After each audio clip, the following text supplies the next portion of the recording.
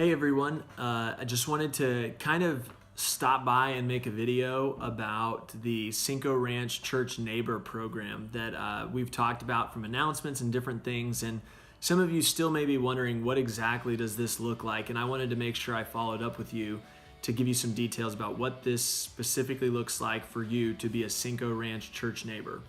So the first thing I want to clarify is that the term CRC Neighbor or Cinco Ranch Church Neighbor applies to you. Whenever I say that word, that means I'm talking about you. That's your title. But the title that we use for the families that we're going to be helping are called either, affected families or your assigned families. So whenever I say, hey, I want to reach out to the Cinco Ranch Church Neighbors, I'm talking about reaching out to you.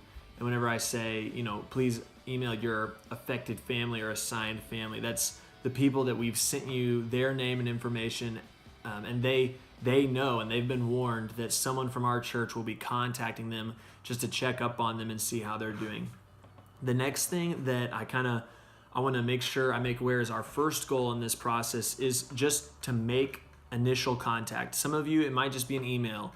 For some of you might be brave enough to try and give them a call and hear their story. You'd be amazed at the number of people who it's a huge blessing in their life just to have someone listen as they explain the difficult things they have going on in their life. That could go a really long way. So I want to encourage you in the next few days, try this weekend, give them a call, ask them about if they had any fun with the snow, if they have anything exciting planned. Just get to know them and be their neighbor, reach out to them. The second goal of what we want to be able to do with this is you are hopefully going to become their advocate. So I'm going to just give you an example. Let's say Glenda Carpenter calls one of her affected families that's on her list. I think she has multiple. And she calls, and one of them just says, everything's going good. Life's, we're doing the best we can. But one thing we really need, if you could help, is blankets. It's really cold outside, and we just don't have as many blankets as we used to have. Is there any chance you or your church could help? See, right there is an opportunity where we can make an impact without having to give more money. And all you do after that point is you message me or you message Bo, unless you want to just take care of it yourself, obviously. But let us know, and then we'll put the word out through email or Facebook and just say, hey, if anybody has any extra blankets, this family needs it. And by doing that, you are an advocate for that person in their need, and being a good neighbor to them by helping them out. Because I know our church is going to do anything to drop whatever they're doing to be able to help those people with those needs. So the first goal is make contact, just get to know them. The second goal is when you're contacting them, if they bring up something like that, you don't have to say, I'll fix it, but you can say, well, let me see what we can do. There might be someone from our church who can help with that. And then leave it up to us and the rest of the church to try and take care of that. And by doing that, you'll be helping that person out just by being their advocate and being their neighbor.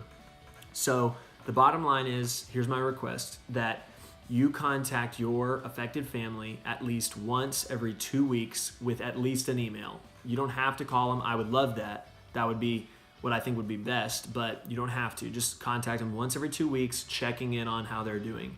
And then also, the other thing that is, we really need you to do is when we have an event coming up, like the church event we have on December 16th, where we're hosting those families with an event with Santa, that you make sure you make them aware of those things. Say whenever it's time for our Easter celebration, we need you to make sure your affected family knows that that's something that we really would love them to be at. So contact them once every 2 weeks, at least with an email, and then make sure they're aware of any of our kind of special event opportunities that we're providing. So lastly, I just want to end with in Luke, we're told about the story of the Good Samaritan, and Jesus says, love the Lord your God with all your heart.